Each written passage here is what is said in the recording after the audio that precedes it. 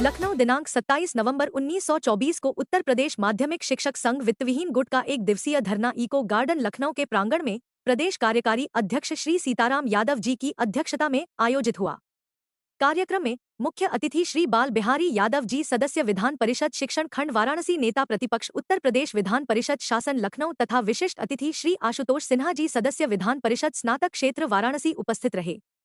माननीय लाल बिहारी जी ने कहा, इको गार्डन में क्या कहना चाहेंगे सर? ये जो उत्तर प्रदेश का माध्यमिक शिक्षक संघ का वित्तविहीन गुट के शिक्षक प्रबंधक प्रिंसिपल अपने धरने पर बैठे हुए हैं।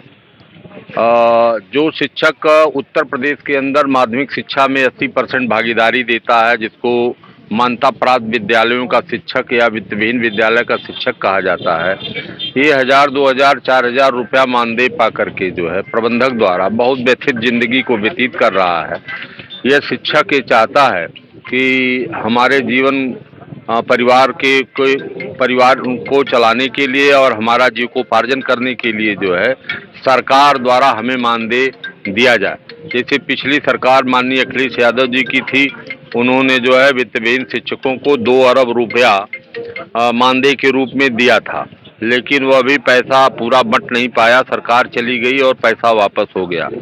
ये वर्तमान सरकार जो है वित्तविहीन शिक्षकों को मानदेय देना नहीं चाहती है, और ये सरकार मानदेय जब नहीं दे रही है तो विद्यालय में जो शिक्षक पढ़ा रहा है उसकी जो आर्थिक स्थिति है इतनी खराब हो गई है कि वो अपने परिवार को नहीं चला पा रहा है, अपने बच्चों को शिक्षा नहीं दे पा रहा है, अपने बेटी बेटियों की शादी विवाह नहीं कर पा रहा है, अपने माता और पिता की दवा इलाज नहीं करा पा रहा है, और न तो अपने लिए एक मंडई भी रखने की स्थिति में है।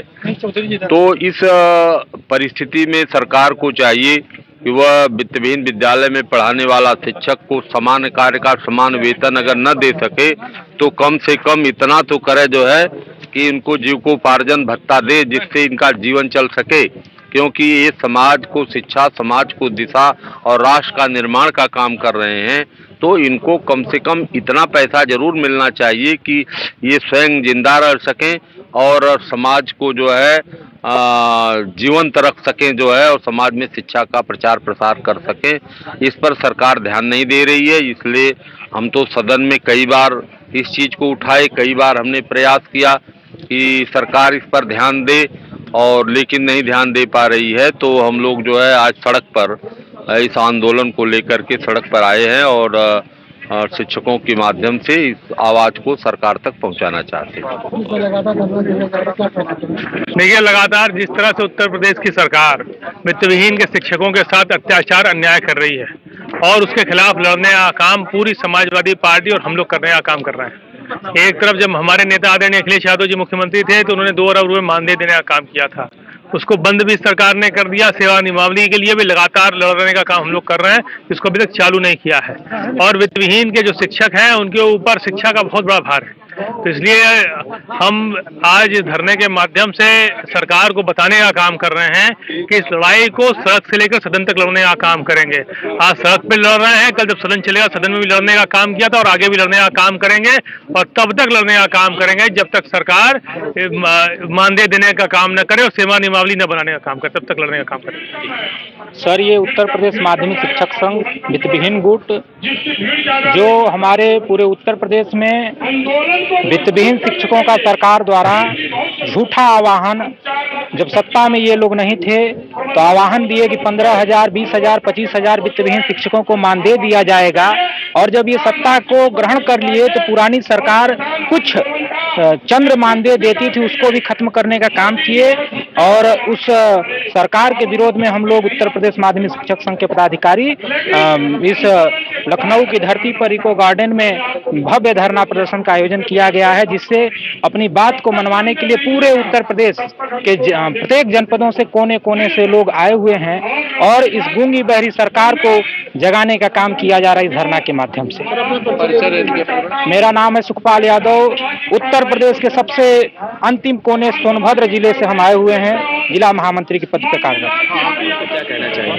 मैं ये कहना चाह रहा हूँ कि हमारे वित्तविहीन शिक्षक जो बैठे हैं माध्यमिक परिषद के, इनको इस प्रबंधकों द्वारा जो है कम राशि मिलता है, जिससे कि इनका जीवन पार्जन नहीं हो पाता है। सरकार जब समाजवादी पार्टी के अखिलेश यादव जी ने मुख्यमंत्री रहा तो 2 अरब रुपया देने का काम किया, लेकिन ये सरकार जब आई और सरकार चली गई तो पूरा रुपया भी नहीं मिल पाया। और उस चीज़ को हम लोग मांग कर रहे हैं कि नहीं, ये शिक्षकों को जो है माध्यमिक परिषद के वित्तहीन शिक्षकों को मानदेय दिया जाए, जैसे कि आंगनबाड़ी को दे रहे हैं, जैसे कि शिक्षा मित्र को दे रहे हैं, इनको भी देना चाहिए, क्योंकि इनके कंधे पर बहुत जिम्मेदारियां हैं। ये जो है सुबह आकर के 10 बजे शुरू करते हैं, 3 बजे तक विद्यालय में बच्चों को पढ़ाते जाते हैं। इनका समस्या बहुत जटिल है, इसी को लेकर के हम लोग मांग पर बैठे हैं और हम चाहते हैं कि ये सरकार को अभी बता रहे हैं, हम लोग अगर नहीं सुनेंगे तो इसी तरह धरना प्रदर्शन का आगे तक हम लोग। जी बिल्कुल आपने सही कहा।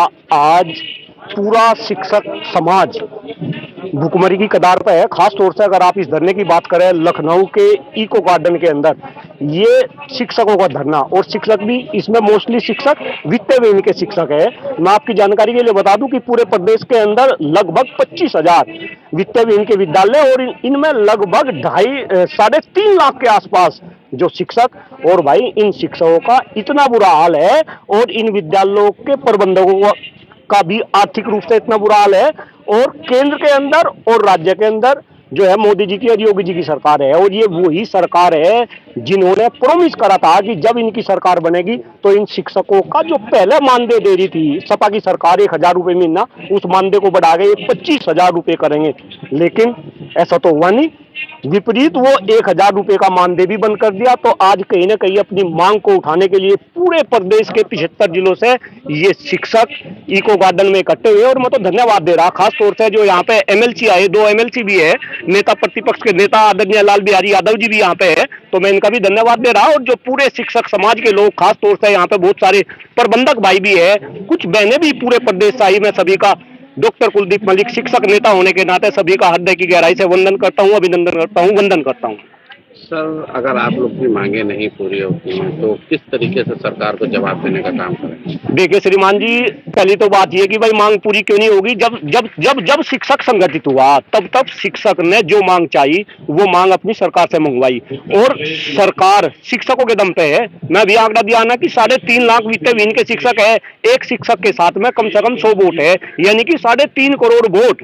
अगर सरकार इनकी बात नहीं मानेगी तो ये सड़क से लेकर संसद तक लड़ाई करेंगे, और इसके बावजूद भी अगर बात ना मानी गई तो कहीं ना कहीं ये आने वाले समय में वोट की चोट देंगे और ये मजबूर कर देंगे। मैं तो कह रहा हूं, तो हम इनसे मानदेय मांगने के लिए आ रहे वित्त विहीन के शिक्षक, हम इनके दरबार पर आ रहे।